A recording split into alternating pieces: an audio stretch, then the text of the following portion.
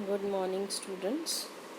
हमने पिछली बार force and pressure chapter start किया था, जिसके एंड में मैंने कुछ क्वेश्चंस आपसे पूछे थे जो आपको कॉपी में करने थे। आज हम उसके आंसर्स भी डिस्कस करेंगे और आपको आगे भी टीच करेंगे। सबसे पहला क्वेश्चन था, which among the following can apply force, law in human, wall and water.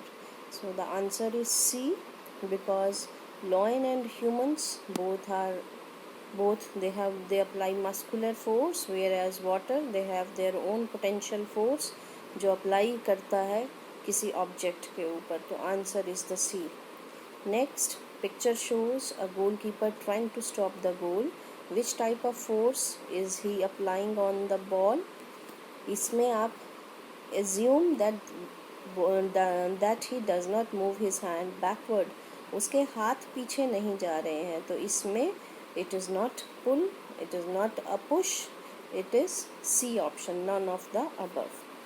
Then hitting a ball with a bat is an example of push type of force. अगर हम किसी बैट को ball को मार रहे हैं तो that is true, it is a push type of force. Now in the fourth question, in a game of tug of war, the fat person in team B has 50 unit of force. 3 people in team A, उनकी forces हैं 10, 20 and 15 unit respectively.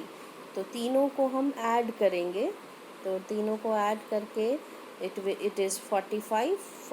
which team is going to win? तो एक तरफ 50 unit है, दूसरी तरफ 45 unit है, तो ऑब्वियस है टीम बी विल विन। तो इसका आंसर टीम बी आना था। नेक्स्ट, यहाँ पे block A is pushed by 2 guys with 500 unit force each and B is pushed by a single guy of 20 unit force. Which block experience greater net force? पहले में दोनों के दोनों लड़के ऑपोजिट साइड से एक दूसरे के ऑपोजिट 500 यूनिट फोर्स लगा रहे हैं, तो दोनों की फोर्स ऑपोजिट डायरेक्शन में है और सेम मैग्नीट्यूड की है, तो नेट फोर्स विल बी 0। जबकि दूसरी में जो लड़का है सिर्फ 20 यूनिट की फोर्स लगा रहा है, लेकिन that is the net force और कोई फोर्स इस पर नहीं लग रही है, तो नेट फोर्स ज़्यादा जो है ब्लॉक बी के केस में होगी। अब हम लोग आगे स्टार्ट करेंगे डिफरेंट टाइप ऑफ फोर्सेस। सो हमने फोर्स की डेफिनेशन की थी, इट इज़ अ पुल और अ पुश। अगर फोर्स दो लोग फोर्स सेम डायरेक्शन में लगा रहे हैं तो दोनों का इफ़ेक्ट ऐड होता है। अगर दो लोग फोर्स ऑपोजिट डायरेक्शन में लगा रहे हैं तो दोनों का इफ़ेक्ट एक दूसरे से माइनस होता है। अब हम लोग करेंगे type of forces. We have 2 type of forces, contact force and non-contact force. सबसे पहले contact force, ये वो force है जब किसी को आप किसी के कांटेक्ट में आते हैं, टच करते हैं, तभी ये फोर्स अप्लाई होती है। कांटेक्ट में आने पे, टच आने पे ही ये फोर्स अप्लाई होती है, उसे कांटेक्ट फोर्स कहते हैं। इसमें example muscular force and friction. Non contact force वो फोर्स है जो किसी के बिना किसी के कांटेक्ट में आए, टच में आए बगैर ही जो फोर्स अप्लाई होती है, उसे नॉन कांटेक्ट फोर्स कहते हैं। इसमें आपके मैग्नेटिक फोर्स, इलेक्ट्रोस्टैटिक फोर्स और ग्रेविटी आएगा। आगे अभी हम इनको डील करेंगे। सबसे पहले वही कांटेक्ट फोर्स, जब दो चीज़ें एक दूसरे के कांटेक्ट में आने पे लगती है। जब दो चीज़ें एक दूसरे को टच करती हैं तो जो फोर्स लगती है उसको कांटेक्ट फोर्स कहते हैं। जैसे मस्कुलर फोर्स, हमारी बॉडी जो लगा रही है। फ्रिक्शन वो फोर्स है जो किसी भी ऑब्जेक्ट की मोशन को प्रिवेंट करती है, किसी चीज़ को मूव नहीं करने देती, उसको फ्रिक्शन कहते हैं। तो अगर कोई चीज़ पे हम टच करेंगे तभी फ्रिक्शन की फोर्स लगेगी। नॉन कांटेक्ट फोर्स में एक दूसरे के कांटेक्ट में आने की ज़रूरत नहीं होती। मैग्नेटिक फोर्स, जैसे आपने मैग्नेट और आयरन के बीच में देखी है। आपका ग्रेविटेशनल फोर्स, आपको पता है हमारी अर्थ की तरफ सब चीज़ें अट्रैक्ट होती हैं, ग्रेविटी।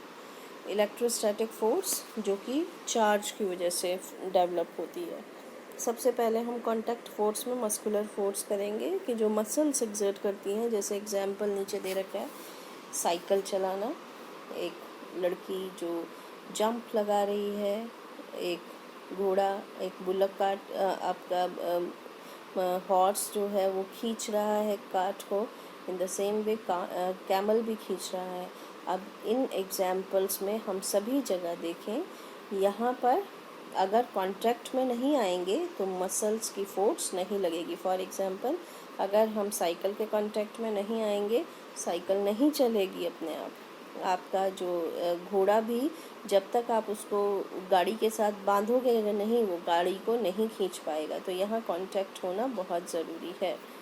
इसके बाद next is the force of friction. Friction मैंने बताया वो फोर्स है जो मोशन को अपोज करती है।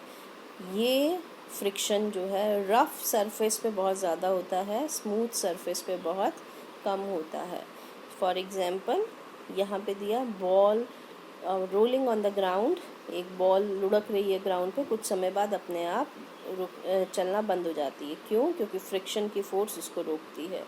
आप साइकिल चला रहे हो, साइकिल चलाते चलाते अगर आप पैडल मारना बंद कर दो तो आपकी साइकिल ऑटोमेटिकली कुछ समय बाद बंद हो जाती है। वो बंद क्यों होती है? फ्रिक्शन की वजह से, क्योंकि सड़क पे जो फ्रिक्शन है आपका, वो आपकी साइकिल के मूवमेंट को अपोज कर रहा है। तो फ्रिक्शन वहीं पे अप्लाई होती है जहाँ दो चीज़ें एक दूसरे के कांटेक्ट में आती हैं।